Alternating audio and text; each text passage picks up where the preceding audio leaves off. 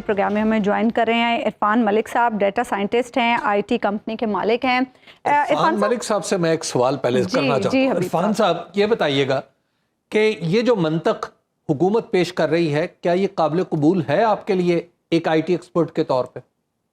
नहीं जी, बिल्कुल भी नहीं। एक्चुअली ये कंफ्यूजन इसलिए की जा रही है और स्टेटमेंट आई इसलिए है कि अगर आप जनरली देखेंगे कि वीपीएन से स्पीड स्लो होती है तो आपका जवाब होगा हाँ होती है, पर देखना ये है कि कितनी स्पीड स्लो होती है। मैं आपको एग्जांपल देता हूँ।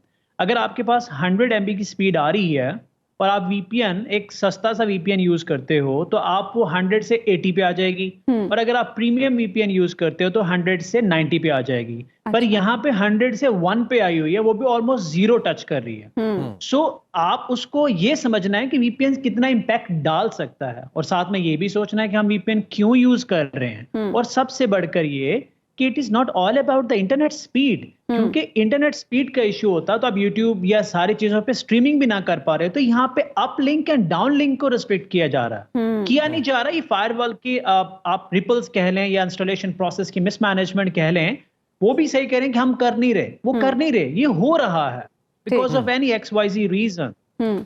अच्छा, ये बताइएगा कि जब ये इंटरनेट की रफ्तार स्लो होती है, और अब तो ये इंटरनेशनली खबर है, पाकिस्तान से बाहर भी निकल चुकी है, तो ये बताइएगा कि आपके क्लाइंट्स जो मुल्क से बाहर बैठे हैं उनका क्या रिएक्शन है, वो क्या सोच रहे हैं हमारे बारे में? ये सबसे बड़ा जो डैमेज हुआ है वो ये हुआ है कि हमारे मुल्क में किसी किस्म का कंसेंसस ही नहीं है। हर बंदा अलग रिपोर्ट कर रहा है और इसने एक अनसर्टेनिटी क्रिएट करके रेपुटेशनल डैमेज कर रहा है। जो क्लाइंट पिछले 5 साल से इन्वेस्ट कर रहा है पाकिस्तानी टीम्स पे, तो लोग 10-10 साल से इन्वेस्ट कर रहे हैं, अब वो अनसर्टेनिटी का शिकार है। मैं आपको वजह बताता क्यों। क्योंकि सॉफ्टवेयर इंडस्ट्री में एक रूल होता है कि आप ओवरनाइट टीम चेंज नहीं कर सकते।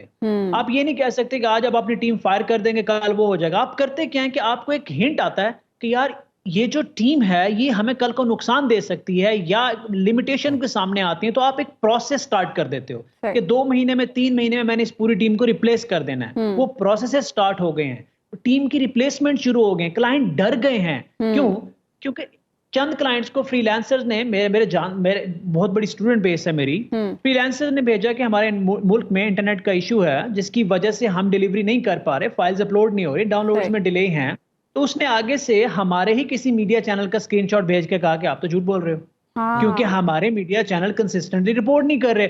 और हमने उनको इंटरनेशनल मीडिया के रेफरेंस भेजा because we don't have any official certification, press release और anything that we can share with the client कि भाई आप इसको देखो और इतने अरसे में ये मसला हल होगा। उसकी वजह से रेपुटेशनल डैमेज हुआ है जिसको कैलकुलेट करना ही बहुत मुश्किल हो गया कि आपको पता नहीं, आपको ही नहीं पता। अच्छा इरफान, मुहर्रम की तातीलात से हम देख रहे हैं कि ये सारा सिलसिला शुरू हुआ और अब तक मुसलसल जारी है। कुछ एस्टिमेट लगाया गया है कितना नुकसान अब तक हो चुका है? देखें, आप जो कह रहे थे कि $300 मिलियन का है, मैं आपको बहुत क्लियरली बता रहा हूँ, it is just a tip of the iceberg. अच्छा, $300 मिलियन बहुत कम है। आप इस just a tip of the iceberg. Okay, क्योंकि इसको कैलकुलेट करना इतना मुश्किल है कि कल को कोई आके कहता है ना कि 100 मिलियन का हो तो आप उसको भी प्रूव नहीं करते। अगर मैं आपको कह दूं कि $1000 मिलियन का हो तो प्रूव आप उसको भी नहीं कर सकते। अच्छा, राइट। तो आपने अपॉर्चुनिटी कॉस्ट कैलकुलेट करनी है। आप मुझे एक बात बताएं कि एक कंपनी जो इस अनसर्टेनिटी की वजह से मुल्क छोड़ के चली गई है, या एक इन्वेस्टर ने पेमेंट रोक लिया, उसने इन्वेस्ट नहीं किया, या एक 5 साल पुराना क्लाइंट आपको छोड़ के चला गया, आप ये कैसे कैलकुलेट करेंगे कि फ्यूचर में उसने आपको कितने पैसे देने थे? अच्छा, मैं तो कहता हूँ ये तो बात ही इररिलेवेंट है। अच्छा इरफान, एक बात हो रही है कि मोबाइल डेटा पे प्रॉब्लम है और दूसरा जो इंटरनेट है ब्रॉडबैंड उस पे प्रॉब्लम नहीं है। एक तो ये बताइएगा कि क्या ये तासुर दुरुस्त है, और दूसरी बात ये है कि क्या मोबाइल डेटा के ऊपर जो प्रॉब्लम हो रही है क्या वो भी आपकी इंडस्ट्री को अफेक्ट करती है? सर आप देखिए, अब ये इस तरह की स्टेटमेंट्स गवर्नमेंट से आना हमारे लिए ना लम्हा फिक्रिया है। मैं आपको अगर मैं एहतियातन अपने वर्ड्स की सिलेक्शन करूं, ये आप कैसे कह सकते हैं कि एक कंपनी के अंदर 150 लोग हैं, 40-50 क्लाइंट हैं, फिर उन क्लाइंट्स के क्लाइंट्स हैं, फिर उनकी आगे टीम्स हैं, वो सब नेटवर्क पे बैठे हैं। ऑब्वियसली अगर मैं वायर्ड नेटवर्क पे हूं तो मैं किसी डेटा वाले से कम्युनिकेट करूंगा ना। वो मुझे फाइल भेजता है, मुझसे स्लो ही सही पर मुझे डाउनलोड हो जाती है, लेकिन जब मैं उसको भेजता हूं नहीं होती, तो कैसे काम चलेगा? तो ये स्टेटमेंट बिल्कुल इररेलेवेंट है कि इधर चल रहा है उधर नहीं चल रहा है। क्यों? क्योंकि जो कारोबार होते हैं ना वो इकोसिस्टम पे खड़े होते हैं। हाँ जी वो इकोसिस्टम ब्रेक हो गया है, ठीक और वो जब ब्रेक होता है तो फिर हर बंदे तक ये इफेक्ट जाता है, फ्रॉम फ्रीलांसर टू इंडस्ट्रियलिस्ट। ठीक तो ये जो आप कह रहे हैं ना, और दूसरी बात हम्म। कि सिर्फ डाटा पे इशू नहीं जी, ये इशू सही। हर जगह पे है।